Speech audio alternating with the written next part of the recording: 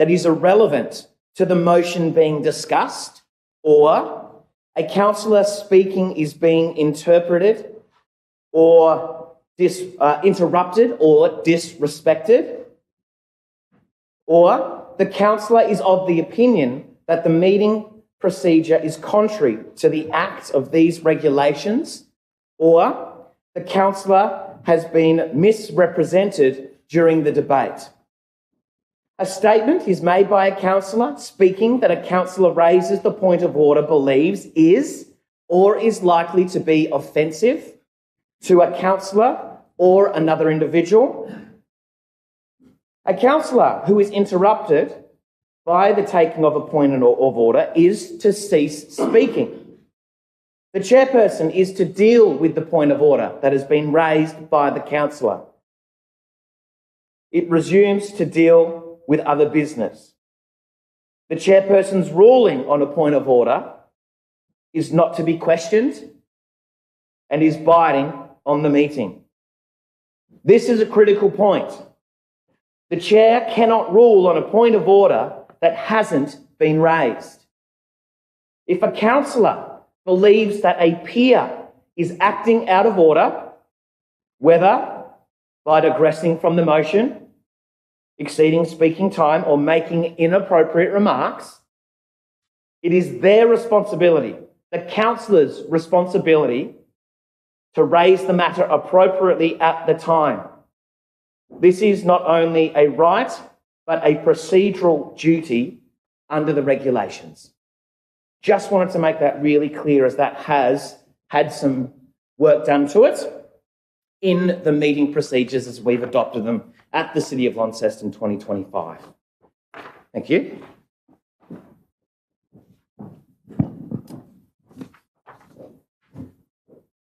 So moving forward through the agenda today.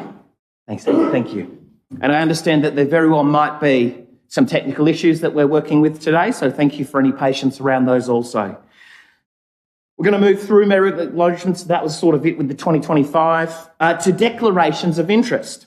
Declarations of interest, the councillor must declare any interest that the councillor has in a matter before any discussion in that matter commences. Declaration, Councillor Walker. Thank you, Mayor. 23.2, advocating for Northern Tasmania's future. Great, thank you, Councillor Walker. Any further declarations? Okay, we'll move forward to the confirmation of minutes. At 4.1, the recommendation is that the minutes of the ordinary meeting of the City of Launceston Council held on the 19th of June be circulated and amended at item 19.4 to show that the motion to remit 100% of the fees associated with occupation in the amount of $44,926 was carried 6-3, and subject to the above amendment being made, the recommendation is to be now true and correct record. CEO, I'm going to pass to you for clarification. As was brought to our attention in the meeting last 3 weeks, it was said that a further report would be coming to us and the further advice that's been sought since. Thank you, Mr Mayor, and through the Chair, and I do thank Councillor Gibson for also raising this matter pre the meeting. Certainly at the last meeting this issue was discussed, and you would appreciate the advice we received from the governance team at that time in relation to bringing the matter back, and I appreciate the comments from some councillors in closed council at that meeting. Subsequently from that, the governance team and our senior leader of governance did follow up and obtain legal advice relating to the decision of council. On the 1st of July, I received an email from our governance team requesting to withdraw the matter based on the legal advice in which they had received, because the lawyers deemed that the matter had in fact been dealt with by way of an absolute majority not being required. The advice we received was that the matter could be dealt with by the minutes as they've been presented to you here in the meeting, and we've obviously advised the impacted parties, being Mr Muir-Wilson, also of that. However, it remains the decision of the council if you choose to amend the minutes to accept the decision. If not, the minutes can be as per the meeting with that removed, and we can present a report outlining the legal advice, but I'm not prepared to talk specifically about the legal advice because we don't want to break legal privilege in a public forum. Thank you for that clarification. Moved by Councillor Gibson. Moved, please, and moved with a full stop as circulated, full stop. So removing, please, points 1 and 2. So I'm moving the motion that the minutes of the ordinary meeting of the City of Launceston Council held on 19th of June 2025, as circulated, be confirmed as a true and correct record. Okay, somebody to second. Seconded by the Deputy Mayor.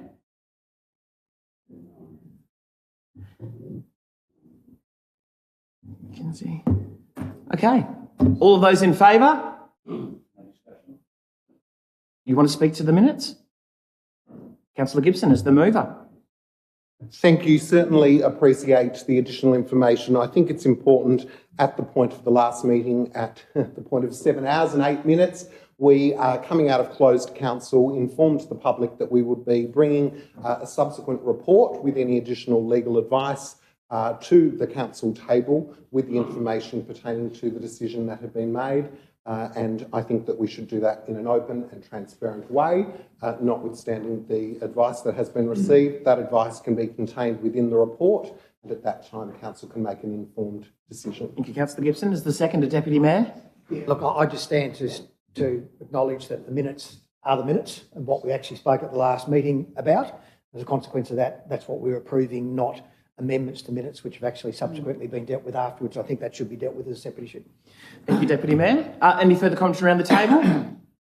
Okay, all those in favour? That's all councillors present. The motion is carried. Okay, at 5, council workshops. 5.1, we have the recommendation being that council notes the council workshops conducted and attended since the last council meeting for the purposes described and published in this agenda. Somebody to move. Councillor Britton, seconded by Councillor Dawkins. Councillor Britton, would you like to speak? Councillor Dawkins, further contributions? Councillor Gibson, a question. Thank you. Just a question with regard to the workshop conducted on the 3rd of July. I note the copy and paste from the meeting of the workshop conducted on the 26th of June, where it said councillors discussed a personal matter, suggesting that just councillors discussed the matter. That was correct on the 26th of June, but I think an amendment is necessary because councillors didn't meet as a group by themselves on the 3rd of July. So councillors were informed of progress of a personal matter or something similar, but something that suggests clearly that it wasn't just councillors who met in closed session. Okay, thank you, Councillor Gibson. Further contributions? So I'm happy to make an amendment if that's necessary. So Councillor Britton, if you're happy with the amendment and the seconder as Councillor Dawkins. Okay, the amendment being made to that report that it wasn't just councillors that were in attendance. Further contributions around the table? Okay, putting it to the vote. All those in favour? All councillors present, the motion is carried. We have at 6, councillors' leave of absence, which will be discussed in closed council. We have no community reports, so moving through questions at 8. Questions by members of the public. You'll notice that some of the titles have changed in this agenda as well with the new meeting regulations. So questions by members of the public. They have been published as a part of this readily available agenda. Questions without notice at 8.2. Questions from the public with a total of 3 questions each being able to be asked. Please starting with your name and suburb. Thank you. My name is Robert Henley. I just have a small statement to read before my questions. Recent questions on notice regarding the QV mag and subsequent responses by council administration are very concerning. There seems to be a clear pattern of discrediting QV mag emerging. I ask the following questions in an attempt to gain a more honest evaluation of the activities of QV mag. Regarding the $314,690.70 published as the cost of running the McWilliams exhibition, would you please provide a breakdown of how much of this money was directly from council funds and how much came from private funds such as bequests, donations, grants and endowment money? My second question is, can you please outline the revenue generated from the McWilliams exhibition, including a breakdown of the revenue raised from the publication of the book, the merchandise sales and donations made to the museum during the exhibition? My third question is, could you please provide the total visitor numbers for the exhibition with a breakdown detailing the numbers of local, state, interstate and international visitors with an estimate of the economic value to the city from these visitors? Thank you, Stanley. And due to the breadth of information that would be required for those, I'll take them on notice just so we can get that. But noting also that we know that there was over 32,000 people that came, we'll have a look at what our systems are able to deliver in terms of breakdown, and we're still collecting and watching the merchandise moving as well. So we'll take those on notice and we'll get those published in the next agenda too. Cool. Thank you. Mr. Gannon? Ian Gannon, 20 Pine Avenue, Newstead. Thank you again for the opportunity to ask a few questions. I have asked for full details budget on this council. I did get 29 pages off the net, which doesn't give anywhere near enough information to understand what council is spending their money on. I have asked a number of times. I haven't received it yet, so I would appreciate that information. So it can be looked at. I can look at it a lot closer. I did ask again how much the McWilliams turned over, 65,000, how much they spent, 129,000, but no mention of merchandise cost or profit. So no information, full information I've got, so I appreciate that, as Robert has asked as well. Just a few comments on the budget. A couple of comments. One was that the 5.4% increase is 225% increase over the CPI. I note one councillor, Susie Kay, asked for the rate to be reduced to 4.9. I thought it was a little bit unfair. I think it was a good approach for the ratepayers, but a little bit unfair to kind of look at a cash register till once a year and then try to make a comment on it, where I think those sort of things should be followed through weekly, monthly meetings, etc. So an example of that was the Lilydale football ground, the 6,000 on the surveyor fees. No one mentioned whether it was coming from this year's budget. Whilst it's only $6,000, it's a minimal amount, but you wouldn't like it coming from your pocket. So $6,000, no one asked, was it coming from this year's budget, next year's budget, whether you had the money set aside for it or not. That's a concern to me, just as I haven't seen the full budget. Another councillor mentioned that the difference between 5.4 and 4.9 was only a cup of coffee, which at the moment is only $4 to $5. In 10 years' time, when you've got cups of coffee on top of cups of coffee, on top of cups of coffee, you'll be up for 20 extra cups of coffee, probably at $15 to $20. And it's a thing I think councillors are ignoring. Certainly, I looked at one of my rates notices the other day. 15 years ago, I was paying $1,400. The request this year is $3,200. So valuations have had a bit of an impact on that. But I think council should be conscious of that. And I feel so strongly about it that I'm organising a petition to go to the new government to look at councils and put a ceiling on the amount of increase that they can put on a rate, because I personally believe 5.4% is gouging. Councillor Gibson mentioned we need to tighten our belts, and I think you don't tighten your belts when you're doing next year's budget. You look at it now, this year's budget going forward, and the following year as well. And there's things like the Queen Vic Mag. Again, with the limited information I've got, it's hard to tell whether they turn over 10.8 million or 6.9 million, as been quoted in some of the correspondence from council, or 7.7 million, which has been put in your 29 pages of budget. I'd like to know more about that. I'd like to know more about the Launceston Airport. How much is the investment worth? What return are we getting from it? Certainly this year it appears nil. How long has that gone on for? What have previous returns been? And the 331 buildings council owned, while some of those might be barbecue sheds, some of them are like the Birchwoods building, and I see a report on that. So it's hardly cost us anything because we haven't paid any interest on it. Well, to me, that's a false economy. It's what you could have earned from it had the building been rented out, the rent that you would have received, the rates that you would have received, and also the generation of people in the mall from a place that used to be quite busy to a place that's quite dull at the moment. So certainly I'm interested in a lot more of that information from Council, and I will continue to ask questions on the budget and future budgets. Thank you. Okay, with no further questions from the chamber gallery, we'll move forward through the agenda. We've got no petitions, deputations or planning authority having been identified as a part of this agenda. So we'll move forward. Announcements by the Mayor are published as a part of this agenda. So we'll move forward to 12.2, the Australian Local Government Association National Assembly. We've got some reports. Thank you to the councillors that sent through their information for these reports also. We've got the recommendation to...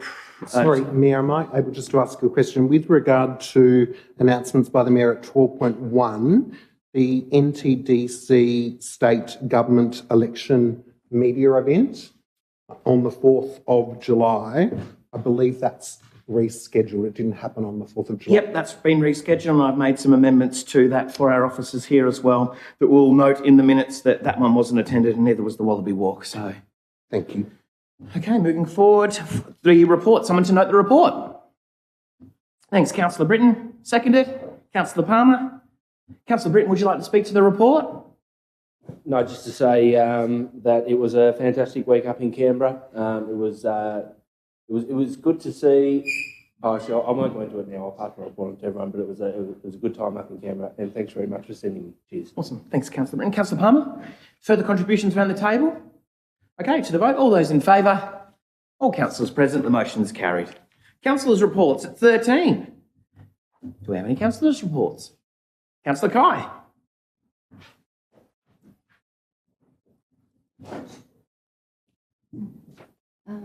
Thank you. So on Monday, the 7th of July, along with Mayor, I attended the NAIDOC Week flag raising ceremony at the Tasmania Aboriginal Centre. This year's NAIDOC Week marks a powerful milestone, 50 years of honouring and evaluating Indigenous voices, culture and resilience.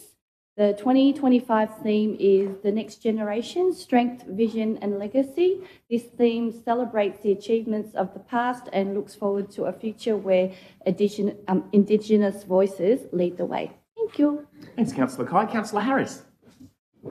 Thank you, Mayor. Yes, just a couple of activities. I did drop into the lounge, which is opening in St John Street for those who haven't yet found it. That was on Tuesday. I was the only person in there at the time, but it was early on Tuesday morning, so perhaps. But it's interesting to hear that they've had over 1,000 people through that, I guess, city activation done by Launceston Central, and congratulations on them on setting it up. Certainly, I was able to enjoy a nice peaceful time and enjoy my cup of coffee there. I also rep for the Mayor at the CWA Northern Tasmanian Literacy Fundraiser on Saturday the 28th.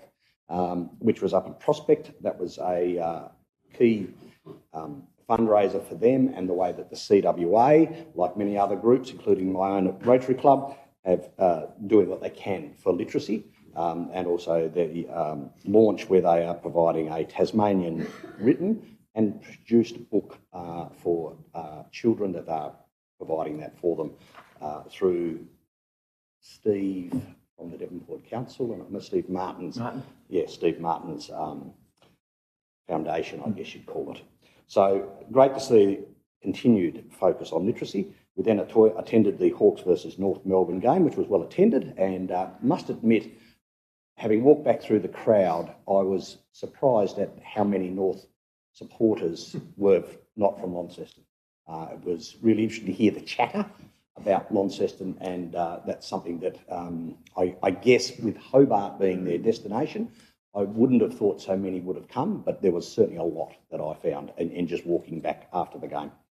And finally, like Councillor Britton and yourself and our CEO, I attended the Agri Conference.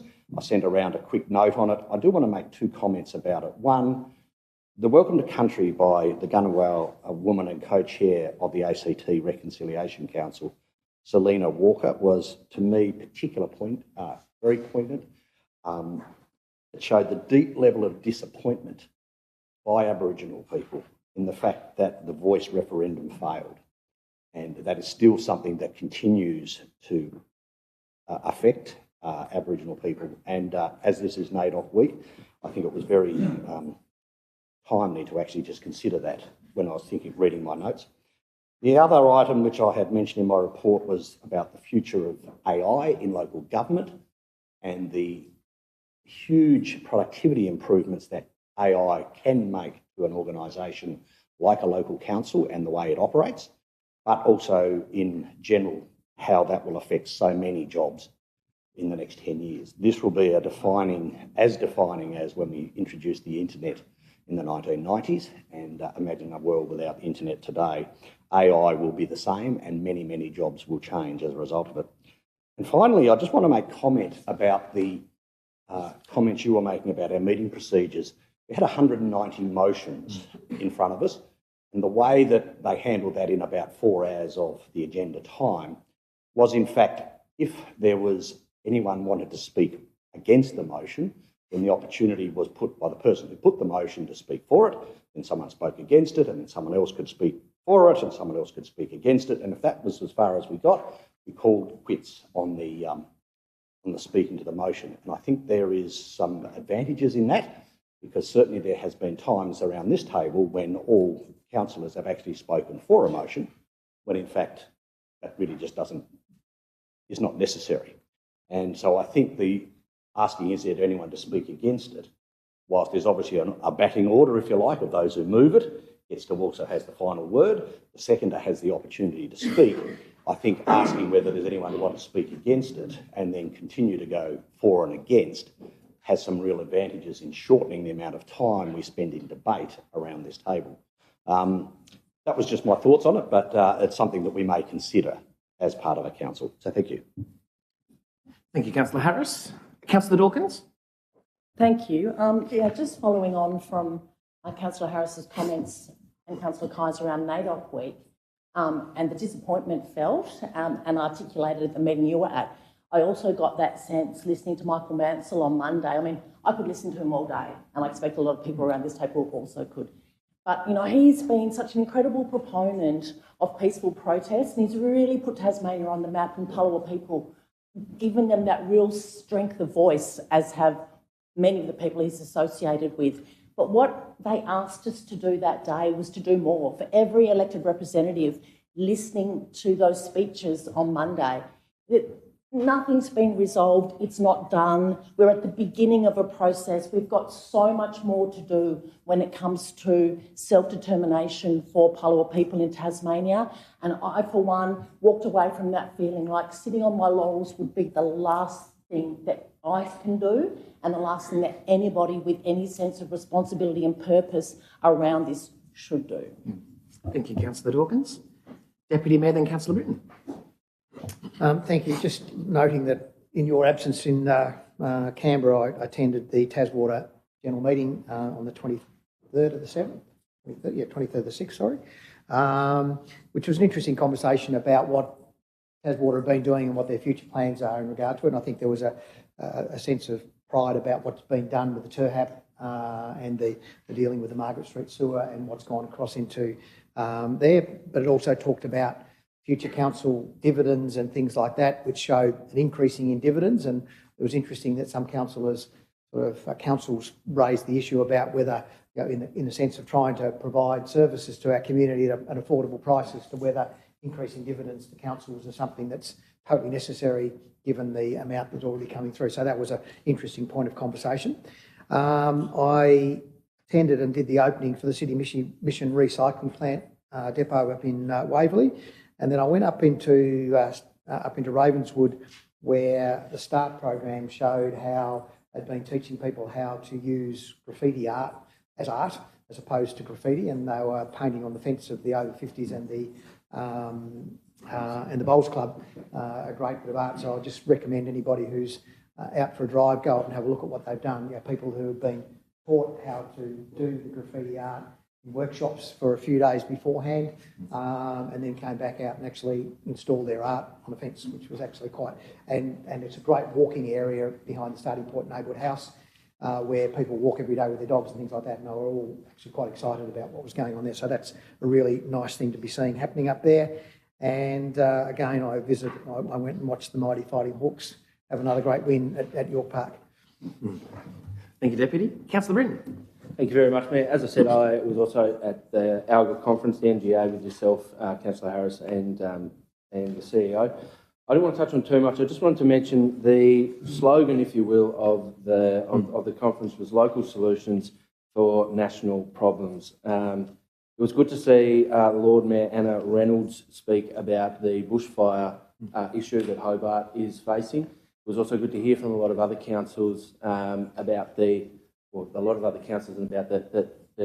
frequency and intensity of natural disasters, and about how it is becoming increasingly evident that it is up to local councils to plan, prepare, and also look after their communities afterwards. We can't rely on state and federal governments anymore. It's quite evident to see that this is a rather large conversation that's happening all over the country. I know we've done a lot of good work in this space, and I know we've got a lot more work to do, and so I just thought I'd touch on that. Thank you. Awesome. Thanks, Councillor Britton. Further community reports? Okay, moving through the agenda. Questions by councillors are published as a part of this agenda at item 14. 14.2, questions without notice by councillors. Councillor Walker. Thank you, Chair. And during this NAIDOC week, hopefully this is an appropriate question, and I'm really appreciating all the discussion around the table in regards to Aboriginal Tasmania. I was proud and honoured to be able to establish the Aboriginal Partnership Plan for Launceston Council quite a few years ago, in fact the previous council, and I thank councillors for the support for that. What I would like to know is what is council doing specifically to achieve the objectives of that plan, and I'm certainly happy for this to be taken on notice. And secondly, council has, and I thank the support for this again from staff and from councillors, has budgeted $50,000 towards the Aboriginal Partnership Plan this year. It's taken quite a few years to get to that point, but it is a really pivotal point, I think, and I would like to know, how does council plan to decide how to allocate that money? How will it involve the Aboriginal community in that decision-making process? And where will that discussion take place? I think it's as I say, it is a monumental thing. I think Launceston Council should be proud that we are ahead of the game in regards to that. We've achieved this. Now we need to know how that becomes reality, and how, of course, in the parameters of self-determination, how the Aboriginal community will be involved in that decision making. Thank you. Thank you, Councillor Walker. We'll take that on notice with the breadth of the information sought there. Councillor Dawkins. Thank you. I was speaking with some tradespeople in my community last week. They were door knocking to talk to people about exchanging their solar panels for an upgraded panel. Fair enough, it's a great business model. And it occurred to me that with 90% of the materials in solar panels being able to be recycled, and companies springing up all over Australia to do that, that maybe Launceston did not have that capability yet. So that's my question. Okay. Does City of Launceston have capability to recycle solar panels? And if not, can we? Great, thank you, Councillor Dawkins. CEO. Thank you through the Chair, and thank you, Councillor Dawkins. And I also want to acknowledge that Councillor Dawkins did reach out pre the meeting advising for questions, so thank you accordingly. Do we presently recycle? No, we do not. Do we have capacity in the future? It's possible, and the reason I say it's possible because I am aware the sustainability team are working with a company in Victoria, and they are at the moment through a patent process looking to be the first in the nation to actually leverage into the business of recycling solar panels. So at the moment, no, we do not. Are we talking with other jurisdictions who are looking to do it? Yes, we most certainly are, but we're also equally happy to take it on notice if you want further information and or provide a further report from the sustainability team. May I just have a subsequent question? So then my question would be, are we able to get regular updates on how that is progressing? Through the Chair to Councillor Dawkins, yes, we absolutely can. We can include that in the quarterly reports. Thank you, Councillor Dawkins, and again, thank you for the prior notice to ensuring that we can answer the questions. Fantastic. Further questions without notice? Councillor Gibson. Thank you so much. My first question, I note an exclusive in the Examiner newspaper and commentary made prior and post to that exclusive regarding the Hawthorn deal. The exclusive nature of the content, of course, concerned me based on my own previous experience, but that's not the question. The question is, in line with the regulations for local government, why was the CEO the nominated spokesperson with regard to the Hawthorn deal and the seemingly comments that were seemingly challenged by the Premier and the Minister the next day? Thank you. CEO. Thank you, Mayor. Thank you, Councillor Gibson, and I appreciate your apology at last workshop last week when this matter was also discussed. So I appreciate you weren't privy to that conversation and the advice that I did provide. And I'm happy to provide here publicly the information that I provided to workshop last week. I was unfortunately contacted only limited hours prior, and the Mayor was not contacted by the government in relation to the media release that was put out. I was contacted by the Premier's office and I sought to have negotiations with the advisor in the Premier's office in relation to our concerns and the concerns that did not reflect where this council was looking to take those discussions, nor did it reflect the discussions I was having with another government advisor only 24 hours before I received that media release.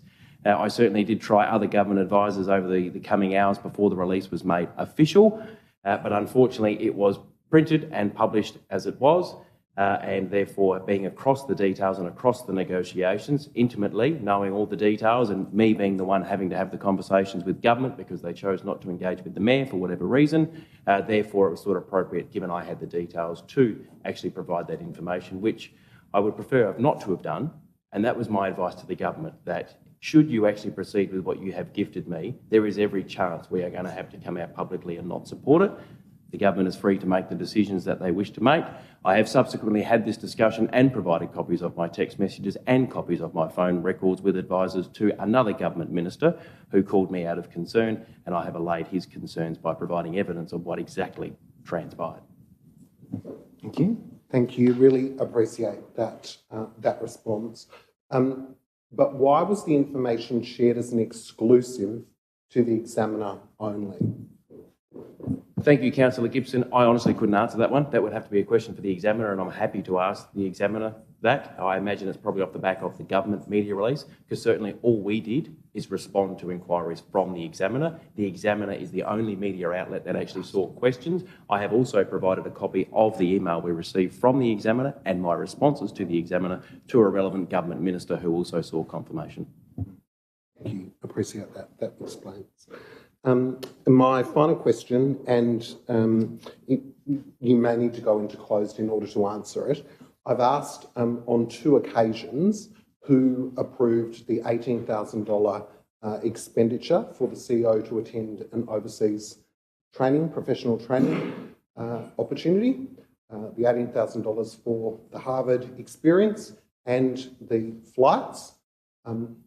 That question hasn't been answered on 2 occasions. So, Mayor, my question to you is who approved that expenditure? Okay, thank you for the question there, Councillor Gibson. And we'll take that question on notice. We'll ensure that those details are correctly corresponded to you and the information that you're seeking, and we do it in a confidential way if required. And we'll ensure that that process is followed correctly. Any further questions without notice? Okay, moving forward. We have no written notices of motion, as you'll see as a new agenda item with 2025, as we spoke of earlier, but we do have a notice of motion that's been put into closed council with Councillor Walker. We'll discuss it as appropriate in that agenda item.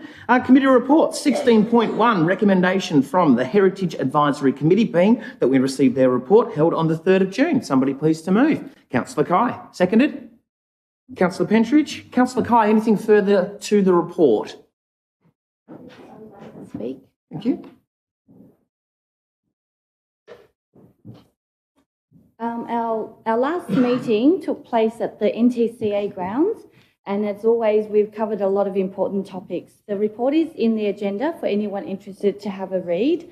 The highlight of this meeting, was the redevelopment plan for the NTCA grounds presented by Michael Newby, the Senior Leader of Infrastructure Planning.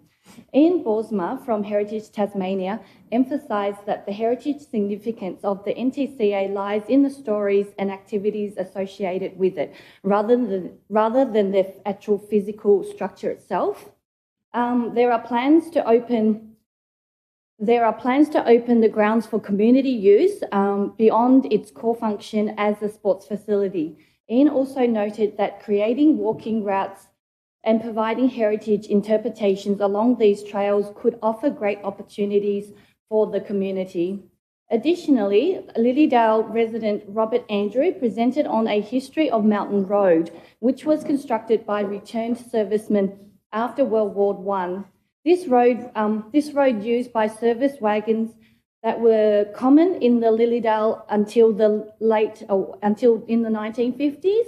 Robert suggested that the council should interpret the history of the road, ensure its maintenance, restore it to its current condition, and potentially create a program to share the story of Mountain Road for future generations to come. And I would just like to say that the Heritage Advisory Committee brings out the most passionate members of our community to help identify ways to share and showcase the rich heritage of our city. Thank you. Councillor Kai. Thank you for your work on that committee there also. Councillor Pentridge, anything further? No. Anything further that's not in the report? Councillor Gibson and then Deputy Mayor. Thank you. I just wanted to offer my thanks. It's really wonderful to see this enhancement now with our committees referencing the strategic plan. Really appreciate the way that now moving forward the committees that have remained will continue to be strategically aligned, and I really think this is a great step in the right direction. Thank you. Deputy Mayor. Thank you. A comment and a question. Comment is Councillor Kai and your team. Well done. I think it's fantastic, the information that's been provided and the things that are actually going on in the Heritage Committee. My question is how we move from information to actually action in regard to some of these items, like, for instance, the Lilydale Road that you've talked about, is how that then progresses to a conversation about where the council takes it further.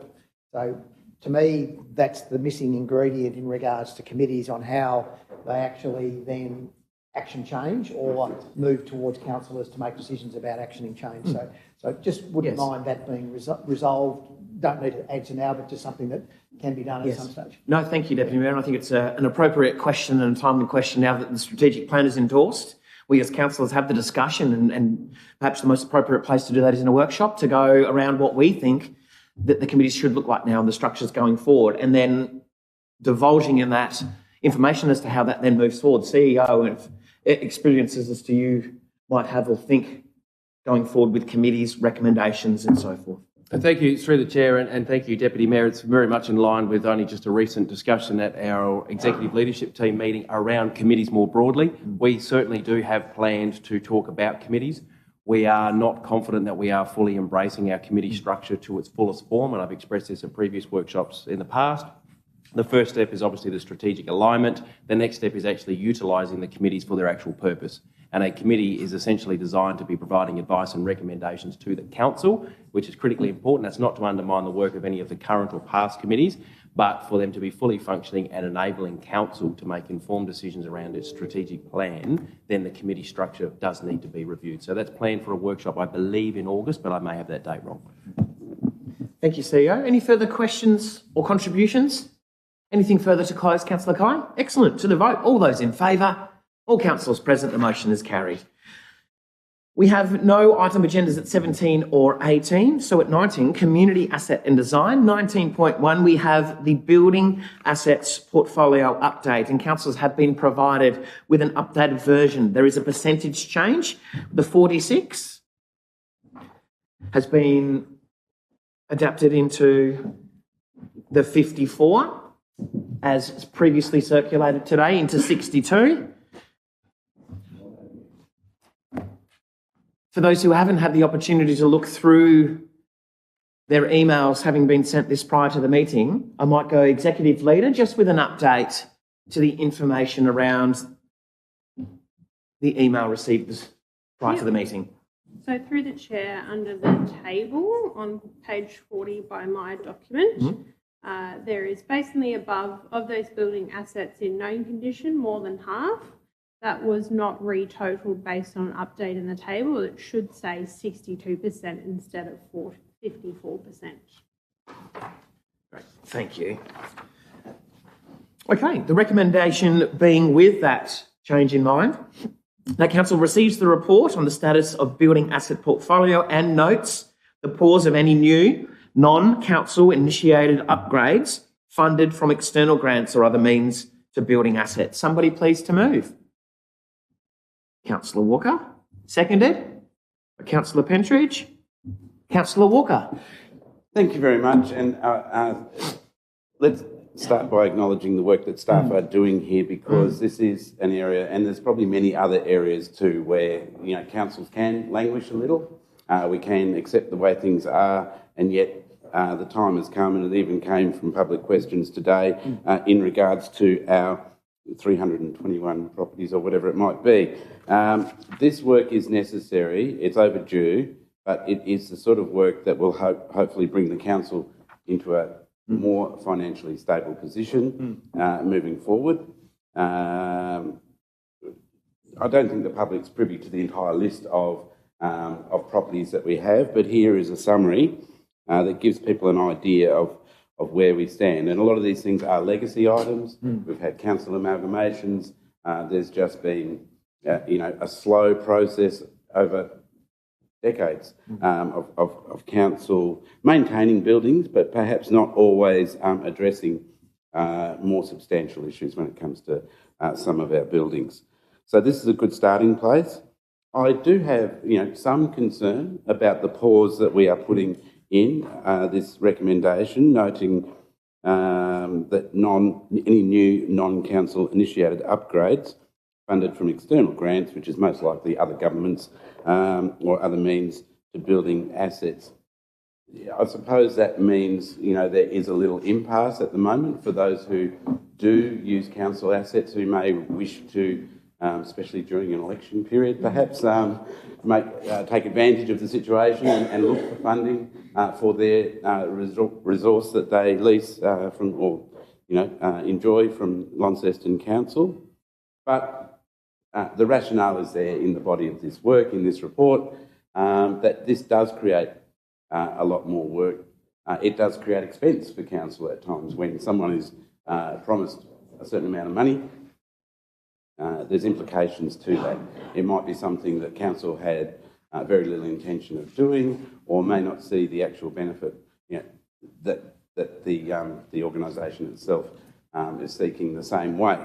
So I'd like to think that pause is temporary, and I will end on that question about how temporary that pause may be, and whether there are other ways of approaching that. I suppose what I considered was, because what people are essentially seeking is landowner consent to lodge an application or to seek a grant, and that there could perhaps be a halfway house, if you like, excuse the analogy, where these things could still be sought, but there's not necessarily a fait accompli that if the money is gained, that it would automatically have to transpire. Great. But otherwise, thank you. Yeah. And just on that question, Executive Leader? Based on the current workload of that team, I imagine it will be in place until at least the end of the year, simply because then we're targeting all condition reporting to be done before Christmas. Then when we have that, status of the portfolio, it'll be easier for us to understand what works might be required. We'll have a full picture then when community groups come in and say we'd like to do X, Y, Z. We have a solid basis through which to understand what works might be required at that building. Great. In regards to the possibility of a process where they could still potentially apply, you don't think that's possible? I think it's difficult to manage community group expectations. It takes a lot of effort to apply for a grant, and then if they're given that grant by another level of government and we say, look, it's not consistent with what we'd like to do, that creates disappointment. So I think it's cleaner to manage expectations and say there's a pause until at least the end of the year. when we're in a better position, we do need to do some process work, which recent incidents have highlighted, around how people ask to do things, and we manage that internally. So it's a smoother process. Thank you. Councillor Pentridge is the seconder. Nothing further to contribute? Deputy Mayor. Thank you. I just want to acknowledge the work done by the team. I think it's well overdue, and I think something we've spoken about. So thank you for taking this on, Executive Leader. I think it's great that we're actually doing the body of work. And as we found over the last couple of weeks and things like that, with things that we've been talking about in workshops, the legacy assets and who owns what. And I think the problem you have is you have buildings on land that's owned by council, which came out of previous councils and things like that. So there is a significant body of work to actually understand the ownership rights of various players and who actually is in charge of what. So I think having a pause is a really good idea. I hope we hasten quickly regarding the grants, because I know that's sort of lifeblood of a lot of community organisations. But having said that, I think the issue is having a process and making sure that a person cannot apply for a grant unless they actually come through us and they answer several sort of important questions about how that grant's going to be applied. Because I think my experience with these is people go out, they do things during political processes, ask for grants, then come and ask us afterwards about, we're going to do this, without actually working through the process and making sure that any of the people who actually lease our properties have a process in place if they're going to seek a grant, that they need to answer these questions to us, being the landowners, before they actually do that. So I think that's something simple that we can put in place. I appreciate the body of work that needs to be done, but I'm looking forward to sort of seeing how that process works, so our community groups can understand what their interaction with us in relation to any of these things go. Because usually with grants there comes additional costs to somebody, because whatever happens is the grant's usually never enough. And secondly, when you build something new, the maintenance of that asset is certainly enhanced as well on an ongoing basis, and making sure that it falls to the right party. So thank you very much. Thank you, Deputy Mayor. Just getting into some questions now. Got Councillor Harris.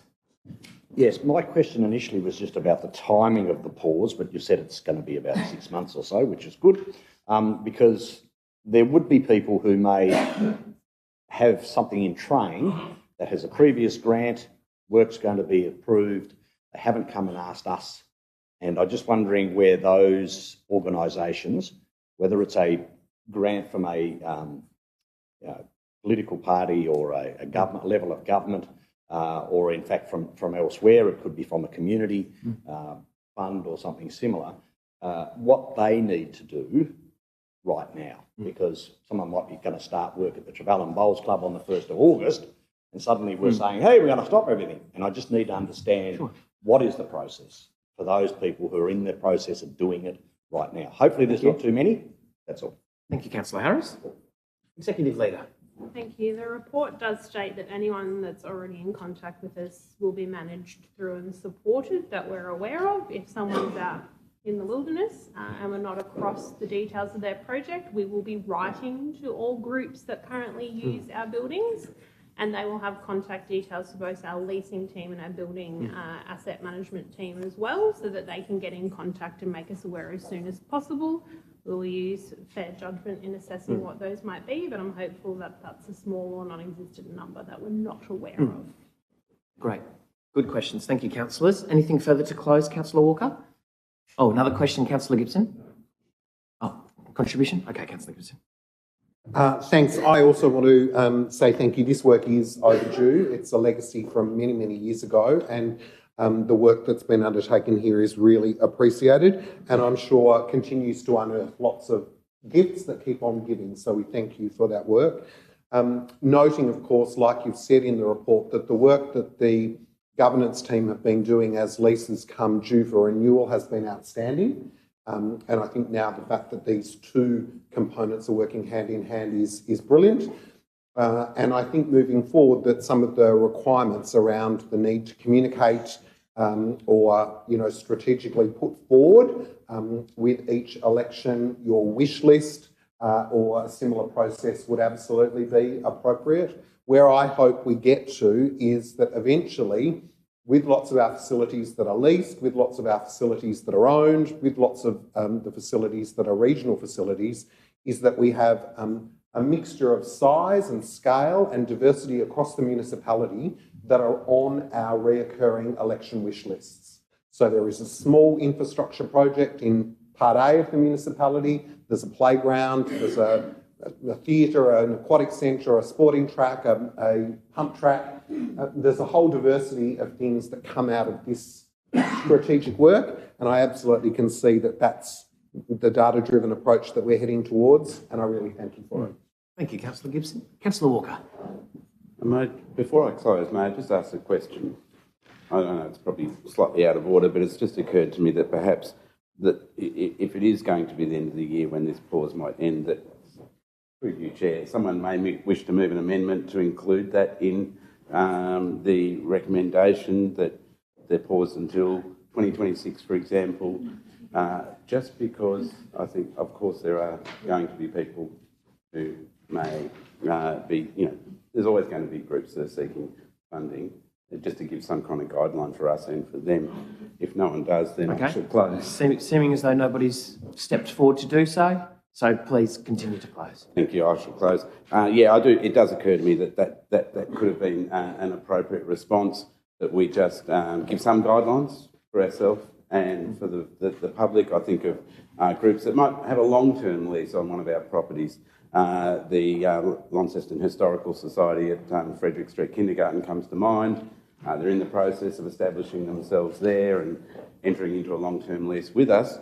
They may wish to, and they're taking full responsibility for that building as part of that, but still, if they wish to go out and seek federal, state money at any time in the foreseeable future, this would preclude that from happening. I'm visually being told no, that's not the case, and so that's reassuring, and I'll leave that as a close, and thanks for the work. Great, thank you. To the vote, all those in favour? It's all councillors present, the motion is carried. No, sorry. Oh, those against? Councillor Palmer against? The remaining councillors? For? The motion is carried. Okay, changing over executive letters to delivery and performance. 20.1. The monthly financial report recommendation is to note the report for both capital and operational results for the period ending the 31st of May. Somebody please to move. Deputy Mayor. Seconded by Councillor Harris. Deputy Mayor. I will note with concern that we've gone from a budget which we're actually flying below budget, or better than budget in the previous month, to now significantly behind budget. I have raised this with Senior Leader Finance in regard to that. To give some context, I appreciate there's at least $2 million to do with fire levy that has an impact on that. My overall thought processes are monthly financials sound like a good idea, but the fact is that usually things over a quarterly basis tend to sort of iron out timing differences, and I'm hoping that they're going to tell me that there are some timing differences which will reverse in the month of June, which will actually bring us back to a situation where we're actually tracking ahead of budget. So, I would like to maybe offline have a consideration as to whether we go back to quarterly reporting, which in my view then rounds out a lot of timing differences in a quarter. I'm not sure that monthly giving me a heart attack on a $4 million overrun in budget is something I really want to see, particularly if that's not going to be the case. So just my question to the officers are, can you give me some assurance that we might actually be tracking a bit better than what the numbers are suggesting, and the reversal in June is likely to happen in some of these things?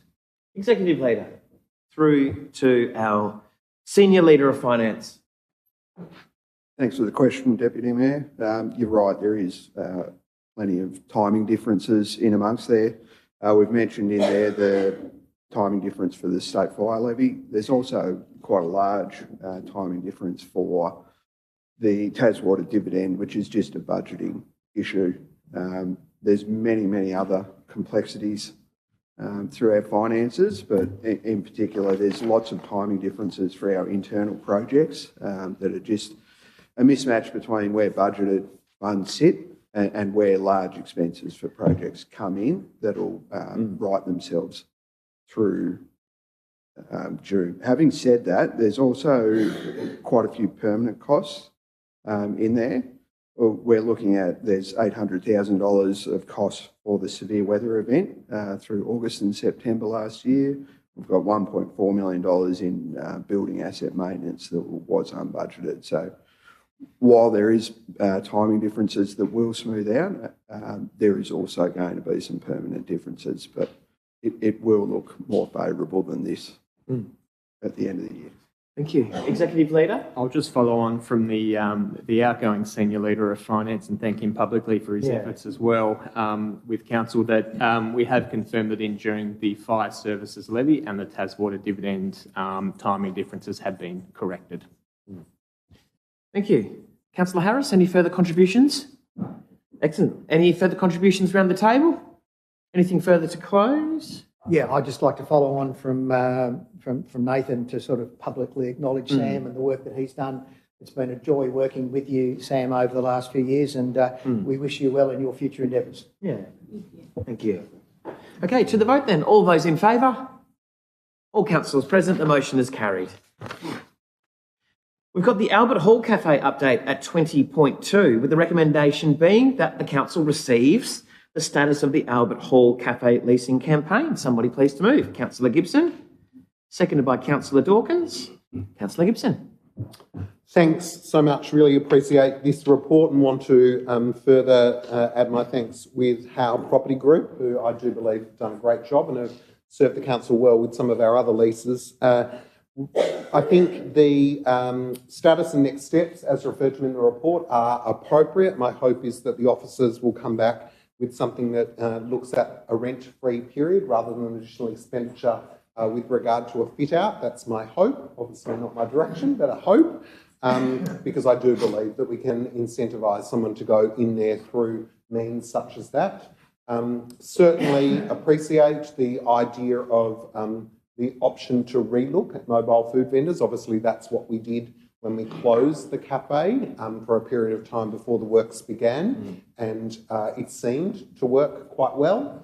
Obviously, we have a new policy in that regard now, so it'll be interesting to see how it aligns with that. And we also have some new food operators in the vicinity, so we would need to ensure that we are working in alignment with our own strategy. But I think on face value, the status report is appreciated. The approach with regard to looking at options moving forward is noted, and obviously it's an unbudgeted expense in terms of the food-related consultant. I don't think we need to spend a lot of money on that consultancy. My hope is that we have a conversation, we look at what are the levers, what are the drivers, and we come back with a simple two-page report for councillors to consider moving forward. I think your comment about public expectation with regard to the hope that there would be a cafe when the business opens is probably correct, but we knew that it would be tricky in terms of noting, what would be required in order to get someone in there, and I think here is an opportunity, as you've suggested, to do it correctly and systematically. So thanks for the report. Thanks. Councillor Gibson. Councillor Dawkins. Further contributions? Councillor Kai and Councillor Britton? I would like to just say I agree with Councillor Gibson on that. As far as on the tour that I had just early this week, they did mention maybe fitting it out for the renters, and to me, I don't think that's a very good idea in the sense that the money we'll be spending on fitting it out might not be what the renters would actually want. So either rent-free for so many months or even help out with some of the cost of the fit-out would still be better than actually doing the fit-out ourselves, and then whoever comes to rent goes, nah, I don't like it, and rip it all out. That would be a total waste of money. So that's just my thoughts there. Thank you. Thank you. Councillor Britton, then Deputy Mayor. Thank you very much. So thank you very much for the body of work. I'm going to half agree with Councillor Kai, but half come in the other way. I think if you really want to get someone serious in there, there's some basic stuff that we should have in there: a cool room, an oven, some hot plates, and we need to get gas. Personally, I believe you need to get gas. That is what, particularly if you want to go down the city gastronomy route and you want to get people in there who are serious and cooking something with a bit of substance, not reheating something. I know induction is an option, but at the moment, it's like, I don't know a good analogy, but that is not what people are used to using in kitchens, and it's just no one's going to take a risk on that. So I think if we want to get someone serious in there, we need to get some basic infrastructure in there that they can come into. We need to get gas, and then once that is achieved, we'll be far more. It'd be a much better option for a few of the operators around town. Thank you. Fantastic. Excellent. Thank you. Deputy Mayor. Yeah, thanks for the input from both Councillor Kai and Councillor Britton. That's great. And I think we're not wanting to take away from the consultant that we're going to come in, but the reality of it is, in my experience in commercial things, if we put things in, you'll do it what the tenant wants to go in there with, and you'll charge them over the time of the lease for the cost of the capital. So whilst it might be an upfront cost to us, the reality of it is we recoup that over the term of the lease. Is the normal way that I've done things in commercial things in the past. So I would hope that's what we'll end up with the advice in regards to. I take on board comments that Councillor Britton did, and I think there were comments about how we could actually bring gas in, appreciating that in other jurisdictions such as Victoria, they're actually legislating to take gas out because of the nature of its sort of carbon neutral status and things like that. So it's something we need to work through. It's certainly something I think we can build in with gas bottles and things like that if we need to, at least to sort of get the whole thing up and running. But I look forward to the report coming back and hopefully getting a tenant in there this side of Christmas. Further contributions? Great, thank you, Deputy. And to close, Councillor Gibson? Okay, to the vote. All those in favour? All councillors present, the motion is carried. We've got the Deputy Municipal Management Coordinator and Recovery Coordinator roles here just to be changing with different names at 20.3. We've got the recommendation being that Council rescinds the previous appointment for the Deputy Emergency Management Coordinator and nominates Jane Lewis as the Deputy Municipal Emergency Management Coordinator and nominates Natasha Tempest as the Municipal Recovery Coordinator. Somebody please to move. Deputy Mayor. Seconded. Councillor Harris. Anything to contribute? Look, only to say this makes sort of sense. I think in the previous roles, Michael stepped in to do the role once we lost some people from the roles previously. They've often been held at executive leadership areas, so I think it's quite appropriate what's being done, and I'd like to thank Michael for the time he was there. Thank you. Anything further, Councillor Harris? Anything further around the table? Okay, to the vote. All those in favour? All councillors present, the motion is carried. 20.4, we've got fees and charges, the 25 and 26 amendments, with the recommendation being that Council approves the published fees, which will change the previously adopted fees and charges 25-26. Somebody please to move. The Deputy Mayor has moved. Seconded. Councillor Harris. Deputy Mayor, any contributions outside of the report? Oh, look, they just seem like they're minor amendments in regards, and I think they... Thank you. Councillor Harris? No, nothing further. Round the table? Okay, to the vote. All those in favour? All councillors present, the motion is carried. We've got amendments regarding the Albert Hall with our fees and charges 25 and 26 at 20.5. Recommendation being that Council formally adopts the fees and charges contained in this agenda, determined by Theatre North. Somebody to move?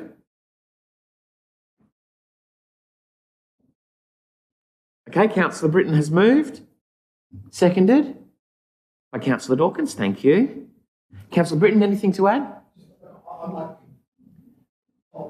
As a member of the board? Okay. Thank you. We'll note the Deputy Mayor, as a member of Council, is on the board, but just removing himself from the room. Anything, Councillor Britton or Councillor Dawkins? Anything around the table? Councillor Gibson.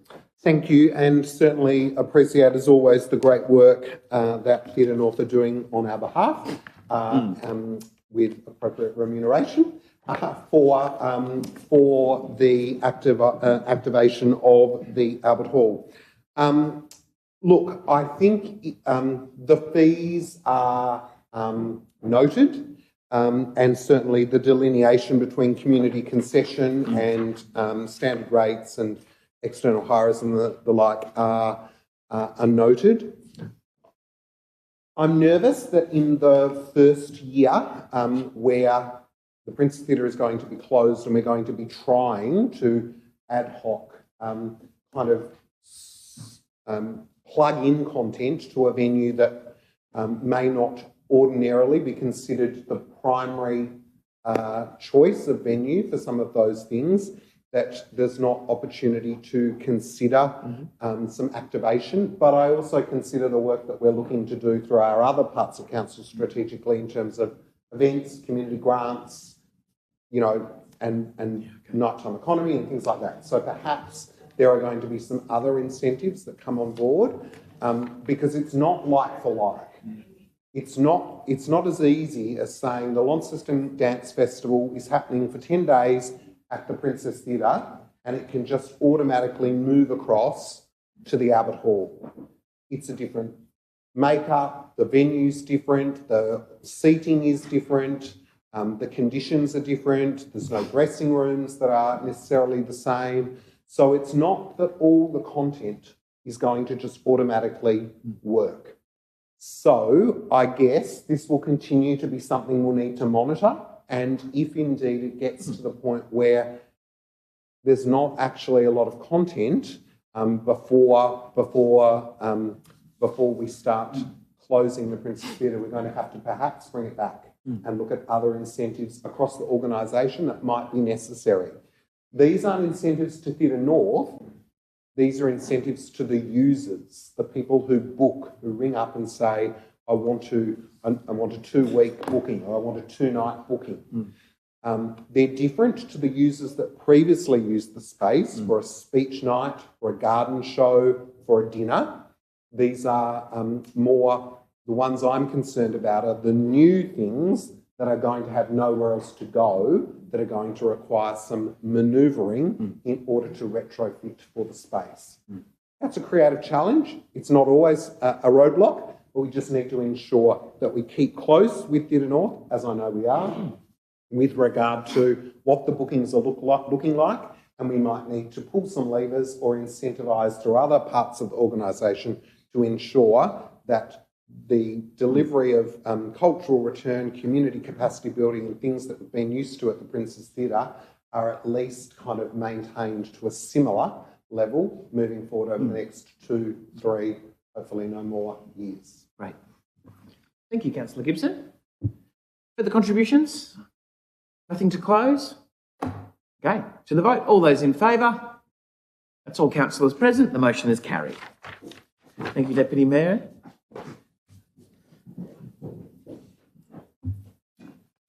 We have no items identified at agenda item 21, so we move into the Chief Executive Officer Network at 22. 22.1, we've got the status report on notices of motion as at the 3rd of July.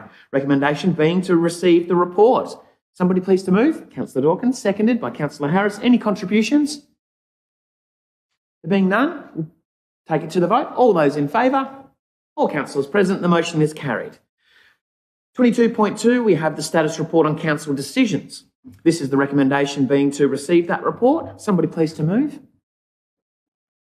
Councillor Britton, seconded. Councillor Dawkins, any contributions?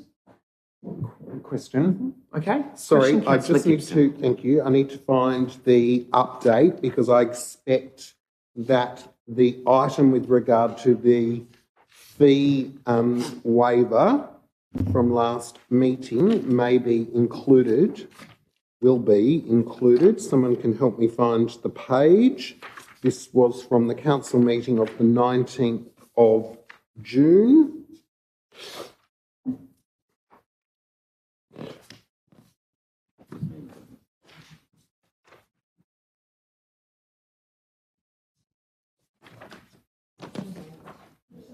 $78, thank you so much. To be confirmed. Great, brilliant. No, so that's appropriate. Great, thank you. No further contributions to the vote. All those in favour? All councillors present, the motion is carried. Now, we do have a late item that has come through. So firstly, just as a reminder, we'll accept the late item or not, and then we'll deal with the late item. So first, at 23.1, is acceptance of the late report, and this is by absolute majority. And it's just to say that we accept the reasons for this coming in late and that we will move forward to deal with this at 23.2. So somebody to move? Seconded. Deputy Mayor move, sorry. Seconded by Councillor Britton. Anything to contribute? It's all in the report. Okay, to the vote. All those in favour of accepting the late item? That's all councillors present. The motion is carried. We move into 23.2, which we're advocating for Northern Tasmania's future in regards to the upcoming election. We thank Councillor Walker for declaring an interest at the start of today's meeting. And we look to the recommendation being that Council approves the advocacy campaign to seek funding for UTAS Stadium, elevating and activating the Inverness precinct, and also approves the campaign to seek funding for the Launceston Convention Centre as a catalyst for growth. It's been moved by Councillor Harris, seconded by Councillor Dawkins. Councillor Harris. Thank you, Mayor. Yes, and thank you for those who have brought this item forward for us to consider it before the election. Just two items on it. The 1.5 million for the activation around the UTAS Stadium precinct, which could well be used for football promotion and others. It's an interesting title to have it as just the promotion, so we could use it for football games, it could be used for others. But more importantly, the convention centre. Whilst I was in Canberra, we met at the Canberra Convention Centre, probably holds 1,500 people. And I thought to myself, what does a 500 seat, because that seems to be the sweet spot for Launceston Convention Centre, A, look like, B, how does it interact with the rest of the town, the benefits that it brings. And there's certainly no doubt that if Launceston is to attract funding for a convention centre and builds something in that around 500 to 600 seat market, I think is the sweet spot for our size city, because you have to have enough hotel rooms of sufficient quality to accommodate the number of conference guests during the conference, but also for the preceding and sometimes the after times as well. So I think these are two really important and relatively simple things for us to be supporting for Northern Tasmania, because whilst they will be both in Launceston, the benefit is in fact for all of Northern Tasmania. So very happy that this has been brought to us today and look forward to everyone else supporting it. Thank you. Thank you, Councillor Harris. Councillor Dawkins is the seconder. Yeah, just briefly. With the seeming regularity of elections, it's really important that we have these 2 pages ready to go of projects, but more importantly, what's colloquially known as shovel-ready projects ready to go. So the more advanced the project, the more likelihood that we will be getting funding for it. Yes, let's hope. Great. Thanks, Councillor Dawkins. Deputy Mayor, then Councillor Gibson. Yeah, thank you, and I support the motion, but I just really want to, just with an air of caution in regard to things, we come up with these wonderful concepts about convention centres without actually knowing exactly what it is that we're going to build. And there are 2 things, and particularly given we're about to open the Albert Hall, and making sure that the assets that we already have link in with the projects that we're going to build, because ultimately taking activity away from the Albert Hall because something else is being built and other assets that we have around the city, I think is extremely important. Great idea, and I do endorse it, but making sure that it actually, when we go through the process of building it, who's going to own it, who's going to run it, that they're going to be really key issues from my point of view, and how they interact with the other facilities that we as council are already providing in our city, I think is really important. So just making sure that works through in the longer term. Thank you, Deputy Mayor. Councillor Gibson. Yeah, thanks so much, and certainly appreciated 2 weeks ago when we received this. I'm not sure why it was late, because we got it 2 weeks ago, but nonetheless it's important.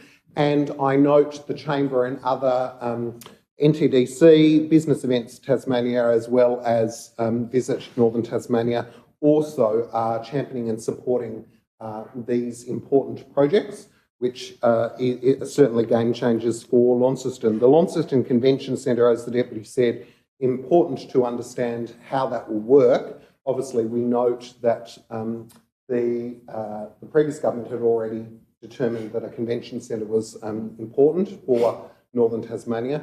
We also know, having previously been part of consortia, having previously co-authored report before the most recent report, that this would be a game changer for Northern Tasmania. We also note that conditional upon our transfer of the stadium to Stadiums Tasmania was the expectation of increased content. And we know through the deal that was struck that that would be a joint responsibility, and I think advocating for it at this level is appropriate. It's also important to say it's even more reason why an event strategy and a tourism strategy, both of which are overdue, are really important. We're here advocating for $1.5 million with government funding, and those two bodies of work are overdue and were overdue when our current and new staff joined the organisation, and we thank them for the work that they're doing in getting that up to speed, because you can't ask for something if you haven't got your own house in order. So I think I've heard you speak of these two things publicly. I think that's brilliant. I hope tomorrow or whenever the gathering of mayors from an NTDC perspective occurs, that there will be a shared vision with regard to what these two transformational projects can do for the entire region of Northern Tasmania, because it's not just that they are projects for Launceston, but as we know, the spillover effect to the region is also of consideration. And I guess I would just reiterate that moving forward, I hope that we can have a list that has a variety of different scale projects. These are our two key asks, and I note the ask that we're asking all candidates to get in and back them, but I think it's really important that we have a list right across the municipality of projects at various scales, various diverse pockets of our community across various sectors that are ready to go, so that when people are wanting to make pledges and wanting to ensure that their constituents are being represented, that Launceston is the winner. I know that's definitely the case in the lead up to the federal election. We had a variety of different projects, which was great, and I think moving forward that should be a reoccurring list. But these are the two pinnacle ones, and I appreciate it. I think they're game changers, and I hope all candidates will see fit to support. Great. Thank you, Councillor Gibson. Anything to close? Nothing further around the table, then we will go to the vote. All those in favour? All councillors present, the motion is carried. Thank you, Councillor Walker. Returning to the agenda item 24, which is now to go into closed council. With that recommendation being that we move into closed council to discuss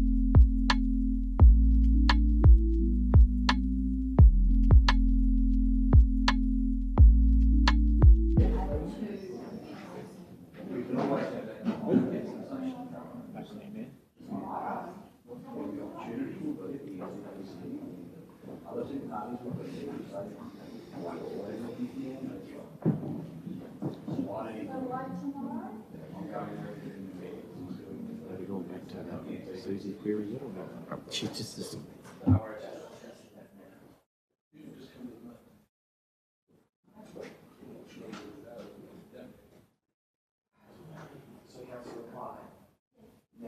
Now we're back in open session. What's your? I don't know what the procedure is, how you move a motion to have it added to advocating for more Tasmania's future.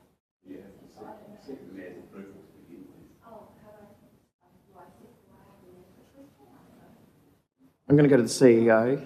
So now that we're out of closed session, during closed session there was a councillor who brought up bringing an item back to the table around adding to the advocacy campaign for Princess Theatre to be added to the list.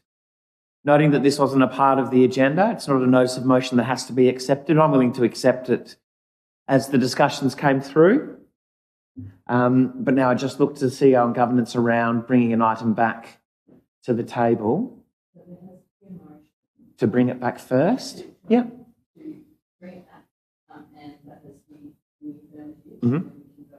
Sure. Yep. So Councillor Kai has moved that this item be brought back. Somebody to second? Councillor Pentridge has seconded. Okay, so all those in favour? Those against? The motion is lost. Those against? Mayor, Walker, Gibson, Harris, Palmer. Sorry, I must drop my pen. McMahon, Britton. Regulation 23. Okay. Somebody now to look at the table that we've just brought out of closed council and to say that you're happy that that is a true and correct record of what was discussed in closed. Councillor Britton, seconded by Councillor Walker. All those in favour? All councillors present. The motion is carried. Meeting closed at 2:15, with the next meeting to be held here at 10:30 a.m. on the 10th of July. Thank you, councillors.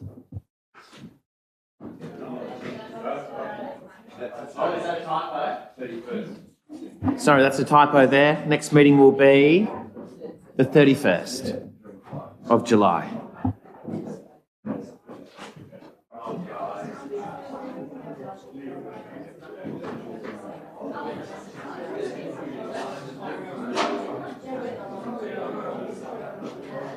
Councillors, lead councillors want to debrief? Yeah. That's just the light. That's just the light, though. Yes, thank you. I'm happy to debrief.